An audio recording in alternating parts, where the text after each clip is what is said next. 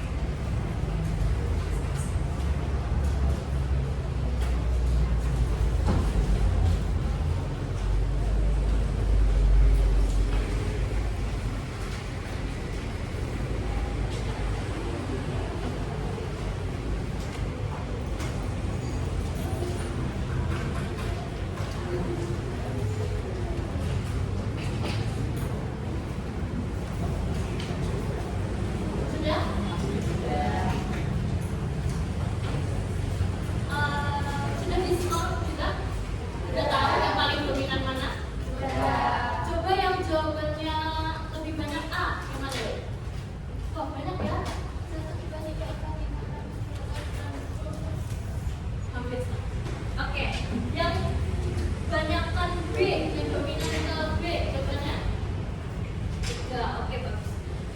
Ya, kemudian yang C. Wah, 1, 2, 3, 4. Lebih banyak C ya. Oke. Jadi teman-teman, yang dominan jawaban A itu masuk ke gaya belajar visual. Kemudian juga yang B itu audio visual. Kemudian juga yang C kinestetik. Nanti kita bahas lebih lanjut ya. Jadi belajar adalah proses yang dilakukan oleh peserta didik setiap hari. Betul? Setuju? Ya. Baik di sekolah maupun di rumah. Kalian di rumah juga belajar mengerjakan PR, itu termasuk proses belajar, gitu ya. Setiap orang itu memang punya gaya belajarnya masing-masing, dan itu berbeda-beda juga strategi belajarnya. Dan kita harus cari cara yang paling pas untuk kita lakukan dan membuat ilmu itu terserap. Nah, pengertian gaya belajar kita harus tahu dulu nih. Pengertian dari gaya belajar, ada yang boleh membacakan salah satu pengertiannya? Pengertian dari gaya belajar.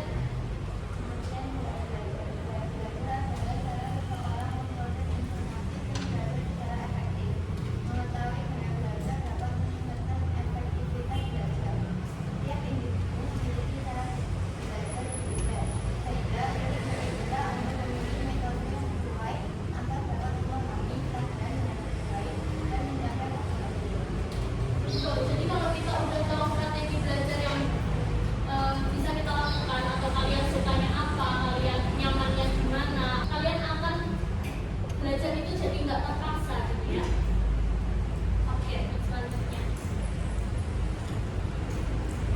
Apa sih manfaat mengetahui gaya belajar? Yang pertama, kita jadi tahu cara belajar yang paling cepat bikin kita paham. Tadi ada yang sambil melakukan aktivitas, ada yang sambil mendengarkan langsung, itu nggak ada yang benar, nggak ada yang salah, itu masing-masing. Dan setiap individu memang unik cara-caranya, jadi tidak ada benar dan tidak ada yang salah. Kemudian yang kedua, belajar jadi lebih seru dan gak gampang bosan, benar nggak? Jadi kalian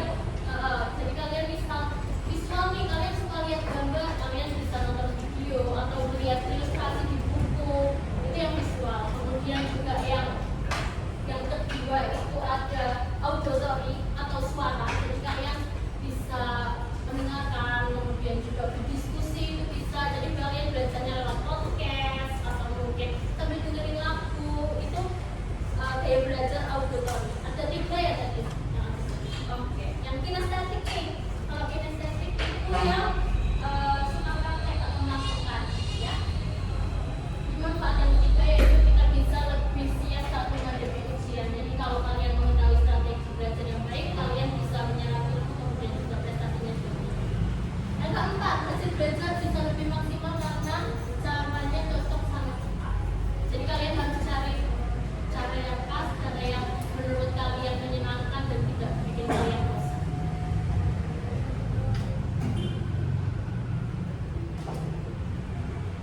Ini pengertiannya ya. Jadi visual itu gaya belajar yang lebih banyak menggunakan indera mata untuk menyerap informasi. Kemudian juga auditorial, yaitu gaya belajar yang banyak menggunakan telinga sebagai alat untuk menyerap informasi yang masuk